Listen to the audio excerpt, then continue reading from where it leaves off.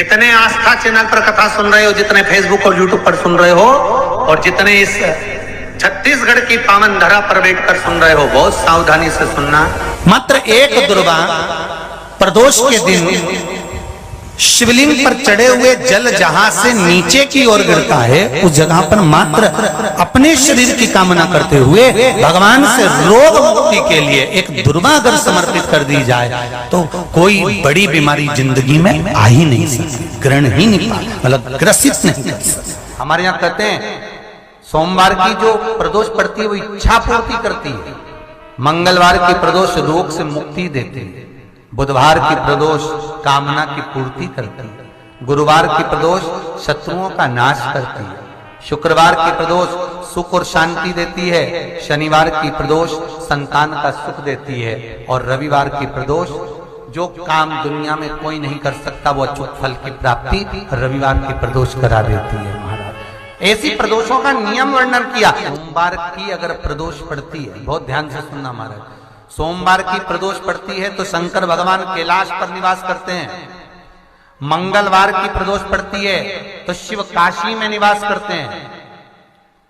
बुधवार की प्रदोष पड़ती है तो शिव रजत भवन में निवास करते हैं, गुरुवार की प्रदोष पड़ती है तो शिव गंगा के स्थल पर निवास करते हैं, शुक्रवार की अगर प्रदोष पड़ती है तो शिव नीलकंठ पर विराजमान होते हैं, शनिवार की अगर प्रदोष पड़ती है तो शिव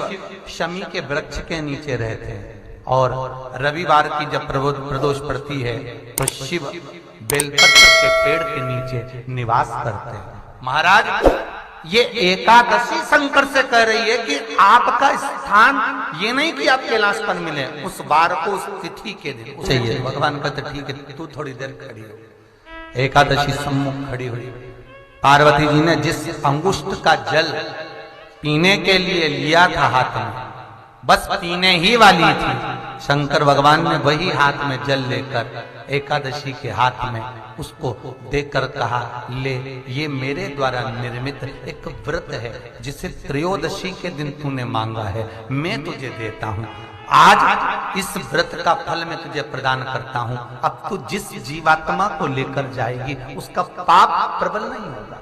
किसी स्त्री पुरुष बालक बुजुर्ग जो भी होगा जिसने प्रदोष का व्रत करा होगा वो जीवात्मा को तू किसी फल की कामना से नहीं स्वतः ही लेकर चली जाए, उसमें कोई कामना नहीं है। बन सके जीवन में 11 प्रदोष या 26 प्रदोष करने के बाद आप उसका उद्यापन कर विराम भी दे सकते, पर जीवन में एक बार प्रदोष का व्रत मौका मिले, जिस कामना से जिस दिन का भाव आपके मन में आए कि मुझे रोग से मुक्ति पाना है तो ये प्रदोष मुझे करना है, मैं और रोग मुक्ति के लिए हम मंगल जो भी आपके मन में आ रहा है, संतान प्राप्ति के लिए शनिचरी प्रदोष प्रयास करना। जब जब जिस महीने में जो प्रदोष पढ़ा करे, जब प्रदोष पड़े बन सके 1 बेलपत्र, बन सके 5 बेलपत्र, शमी पत्र, हरे मुंह, हरा मुंह, बेलपत्र, एक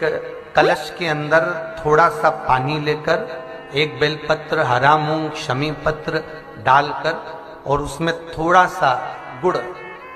डालकर भगवान शिव का स्मरण कर कर प्रदोष काल में, मान लो कोई काम आपका बहुत जरूरी है, बहुत दिनों से आप थक गए हैं, नहीं हो रहा, कर्जा बढ़ रहा है, धन नहीं आ रहा, व्यापार नहीं चढ़ रहा, या कोई समस्या बहुत प्रबल है, कोई एग्जाम में बैठ रहे हो नहीं हो रहा, परीक्षा भी दे दी है, रिजल्ट आने ही वाला है, तो भी प्रदोष काल में प्रदोष के समय वो जल मूंग, शमी पत्र और बेलपत्र और गुड़ का शंकर के शिवलिंग को समर्पित करना प्रारंभ कर दो। 2 या 3 प्रदोष करोगे, बाबा आपकी मनोकामना शीघ्र पूर्ण कर देगा। जिनकी भाग्य रेखा उल्टी चल रही हो, बृहस्पति चमक ही नहीं रहा हो, जिस काम में हाथ डालते हैं वो काम पूरा ही नहीं होता हो, तो एक बार काशी जाना, बृहस्पतिश्वर महादेव का स्पर्श करना, उनका अभिषेक पूजन करना और उनका स्पर्श कर कर 1 बेलपत्र ब्राह्मण देवता से मांग कर लेकर जाना कि इन बृहस्पतिश्वर महादेव से मुझे एक बेलपत्र दे दो। तुम्हें पुखराज पहना कि नहीं पहना, हीरा रतन माणिक पहना कि नहीं पहना, वो बेलपत्र इतना चमत्कार कर देगी कि जिंदगी में कभी संपदा की कमी आएगी ही नहीं। मान लो आप प्रदोष का व्रत नहीं कर सकते, आप अगर व्रत नहीं कर सकते तो प्रदोष के दिन, प्रदोष काल में शाम का समय सूर्यास्त का कुछ पल, कुछ घड़ी के पहले से लेकर बाद तक का प्रदोष काल के अंतर्गत आप शंकर जी के मंदिर में जाकर 1 लोटा पानी, 5 बेलपत्र भी अगर समर्पित करते हैं तो संपूर्ण प्रदोष का फल आपके भाग्य में प्रबल हो जाए। चढ़ाओ 1 लोटा जल। कभी कभी अगर ऐसा लगे जीवन में कि दुख बहुत ज्यादा आ गया है, बहुत तकलीफ आ गई है, तो लाल चंदन को घिसकर उस लाल चंदन का लेपन भगवान शंकर पर कर कर फिर पानी चढ़ाओ। अगर कोई संकट भारी है और निकट रहा, जैसे किसी नारी का गर्भ नहीं ठहर रहा, 15 साल हो गए, 20 साल हो गए, 25 साल, जैसे इसने लिखा एक माता ने कि 18 साल की बेटी हो गई थी पर संतान में पुत्र नहीं, तो उसने भाव से कथा सुनी। ऐसे आपके भीतर अगर 20 साल हो गए, 25 साल हो गए, 30 साल हो गए, संतान का सुख ही नहीं है, लाल चंदन का लेपन बाबा भोलेनाथ पर करना प्रारंभ करो। पीठिका पर लाल चंदन का लेपन करना प्रारंभ करो। लाल चंदन से बाबा का श्रृंगार करना प्रारंभ करो। एक बेलपत्री पर लाल चंदन, दोनों पत्ती नीचे वाली, जो नीचे